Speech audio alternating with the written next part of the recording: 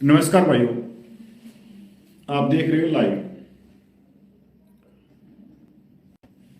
भाई मैं कई दिन से सोच रहा था कि आप लोगों से मैं बात करूं 5-10 मिनट। और भाइयों बात करने का भी एक उद्देश्य था कि आखिर चल क्या रहा है। एक तरफ तो जो सोशल मीडिया है वो सिर्फ पूर्व सैनिकों को ही नहीं, जो 1 करोड़ कर्मचारी हैं उनको बरगला रही है। और दूसरी तरफ इस सरकार ने अपना खेल खेल दिया है। भाइयों एक दिल की जो बात है, जो मैं समझ सका हूं अभी तक, वो मैं आप लोगों के सामने रखना चाह रहा हूं। भाइयों आप सबको मालूम है कि जो पूर्व सैनिकों के साथ में जो दोयम दर्जे का व्यवहार है, पे पेंशन में भेदभाव है, असमानता है, अन्याय है, जो उनको संविधान जो उनको हक देता है समानता का, न्याय का, आत्मसम्मान का, वो क्यों नहीं मिल रहा है। साथियों सबसे पहले आप लोगों को देखना पड़ेगा ओआरओपी 3 को, जो पिछले दिनों आई ओआरओपी 3 को, कि ओआरओपी 3 आई और बैकडोर से एनएफयू दिया गया। ओआरओपी तो दी गई जो 54 साल से 60 साल की नौकरी करते हैं, उनको आरोपी तो दी गई, जबकि आरोपी का उनको कोई मतलब ही नहीं था और ना ही आरोपी का उनको कोई अधिकार था। ये अभी नहीं, कोश्यारी कमेटी की बात नहीं कर रहा मैं, चाहे उससे पहले 6 पे कमीशन की कमेटी हो, चाहे दूसरी कमेटियां हो, क्योंकि 1974 के बाद में बहुत सारी कमेटियां बैठी, सबने सिफारिश की है जो छोटे रैंक के सैनिक हैं उनको देने के लिए। और देने के लिए उन्होंने जो एक स्ट्रॉन्ग सरकार को एक पॉइंट रखा, वो रखा कि जो छोटे रैंक के जो सैनिक हैं वो कम उम्र में, कम सर्विस में रिटायरमेंट आ जाते हैं। और रिटायरमेंट का एक कारण है क्योंकि सेनाओं को नौजवान रखना, तो उनको जो पेंशन मिलती है वो बहुत ही कम है, जिनसे उनकी आर्थिक स्थिति प्रभावित होती है, उनका परिवार प्रभावित होता है, उनके बच्चों की पढ़ाई प्रभावित होती है, सारी चीजें।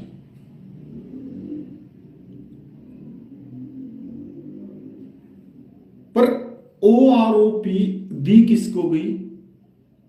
जो 54 से 60 साल की नौकरी करते हैं, चलो दे दी।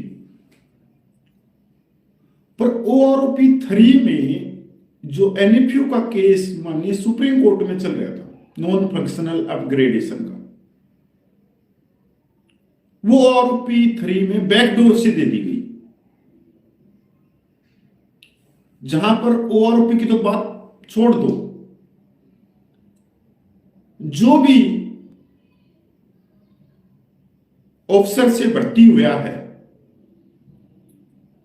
अगर 100 नौजवान भर्ती हुए हैं और उसमें से 50 टीएस से आ गए, टीएस कर्नल से आ गए, 10-20 कर्नल से आ गए, 10 से ब्रिगेडियर से आ गए, 5-7 मेजर जनरल से आ गए, 3-4 लेफ्टिनेंट जनरल से आ गए, तो सबको सेम पेंशन मिलेगी। ये ओआरओपी 3 में कर दिया।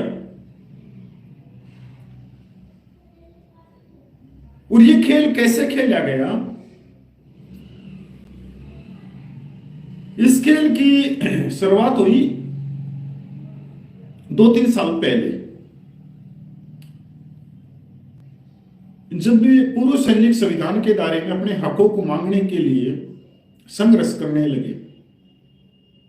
खासकर जो पंजाब सूबे की एक कमेटी है, सबका सैनिक संघर्ष कमेटी, उसके द्वारा वो न्याय के लिए पिछले 16 सालों से संघर्ष कर रही है। जब कांग्रेस की सत्ता होती थी उस समय से, और लगातार आंदोलन कर रही है, लगातार भूख हड़ताल भी है, बहुत सारी भाई उन्होंने माननीय राष्ट्रपति से इच्छा मृत्यु भी मांगी है, टंकियों पे चढ़ के प्रदर्शन किया है, रेल भी रोकी है। तो उस जो आवाज थी न्याय की, उस आवाज को कमजोर करने के लिए सरकार ने बहुत ही दिमाग से एक खेल खेला कि सरकारी संगठन बनवा दिए। सरकारी संगठन समझते हो कि जो मान लो हमारी तादाद 100 व्यक्तियों की है, उसमें से 15 तो अपने न्याय और समानता के लिए, अपने हकों के लिए संविधान के दायरे में अपनी आवाज सरकार तक पहुंचा रही है, और 85% संगठनों में बांट दिए, मतलब जिनको कहेंगे हम सरकारी संगठन, कि वो जो पूर्व सैनिक हैं उनके डिस्ट्रिक्ट के, उनके राज्य के, उनको बताते रहे नहीं ये जो सबका सैनिक संघर्ष कमेटी है इसका काम ही ये है, ऐसा नहीं होता है, ये तो मटर गश्ती कर रहे हैं, ये मतलब अलग तरह के व्यक्ति हैं, ये तो देश के लिए ये है, मतलब बहुत सारी चीजें मैं बोलना नहीं चाहता इसमें। और बहुत सारी सरकारी संगठन खड़े करती है आज के दिन। और जब 20 फरवरी 2023 को सबका कमेटी ने जंतर मंतर पे जवानों की जायज मांगों के लिए, जिसमें वो आरोपी है, पैरामेचर को आरोपी मिले, मिलिट्री सर्विस पे है, डिसेबिलिटी पेंशन है, एक्स ग्रुप है, सैनिक विधवा माता बहनों की पेंशन विसंगति है, जेसीओ रैंक की पेंशन विसंगति है, मतलब बहुत सारे पॉइंटों को लेके संघर्ष शुरू किया कि भारत सरकार 5 सेवानिवृत्त जजों की कमेटी बनाए, और वो जजों की कमेटी 3 महीने में अपनी रिपोर्ट भारत सरकार को दी। और बहुत दबाव में थी 2023 में भारत सरकार भी बहुत दबाव में थी कि वाकई में इनकी मांगे सच है और इनका ये न्याय, इनका हक ये बनता है। पर उसी समय आप लोगों ने देखा होगा कि जो संगठन के किसी भी तरह से मेन व्यक्ति थे, जैसे कि एक यूट्यूबर है, कोटाई वाले अपने सम्मानित हैं, भाई पूर्व सैनिक हम ऑनरेडी कैप्टन से आए हुए, वो एक विशेष राजनीतिक पार्टी के मंच पे चढ़ गए जबकि आंदोलन चल रहा था। यही होता है। उसके बाद में जो संगठन के अध्यक्ष बनाए और एक हमारे वकीलों की संस्था है जो एक पार्टी विशेष से ताल्लुक रखती है, एक हमारी दिल्ली की दूसरी संस्था है वो भी पार्टी विशेष से संबंध रखती है, और अध्यक्ष और इन्होंने अपनी खिचड़ी बनाई और जुलाई अगस्त 2023 में 4 दौरे की मीटिंग कर दी भारत सरकार से। इस आंदोलन को तितर बितर करने के लिए हुआ भी है, आंदोलन समाप्त कर दिया, क्योंकि उस षड्यंत्र को ना आप समझ सके ना हम समझ सके, पर संघर्ष में ये होती हैं ये चीजें। कभी भी जब आप चलोगे तो ऑप्टिकल आएंगे, समस्याएं पैदा होंगी या समस्याएं पैदा की जाएंगी या राजनीतिक रणनीति पैदा की जाएंगी, जिससे आपका जो संघर्ष है, जो न्याय मांगने की आवाज है आपकी, वो बीच में ही टूट जाएगी। और अब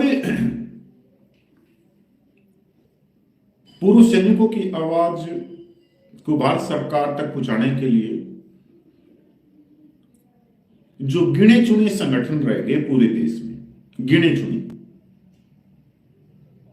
और गिने चुने भी नहीं, मैं तो जहां तक मैं देखता हूं, क्योंकि 11-12 साल मेरे को हो गए सबका संघर्ष करते हुए पूर्व सैनिकों को लिए, उनके मान और सम्मान, उनके जायज हकों के लिए। तो गिने चुने भी संगठन नहीं।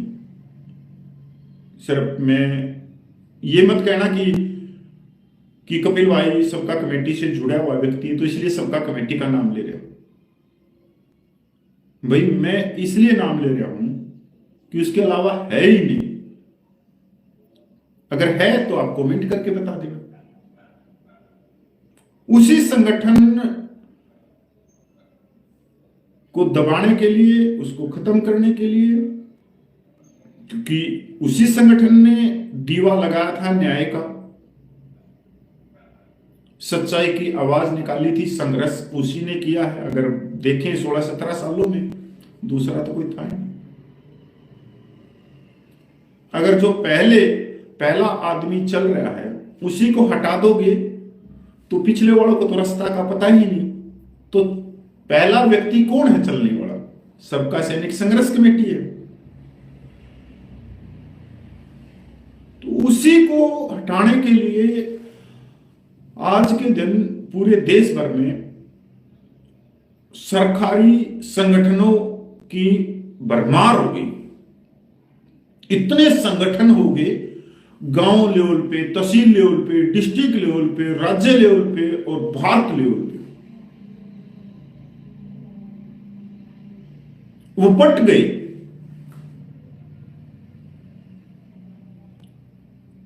कोई सरकार के गुणगान गा रहा है तो कोई न्याय के लिए, समानता के लिए, जायज अधिकारों के लिए संघर्ष कर रहा है।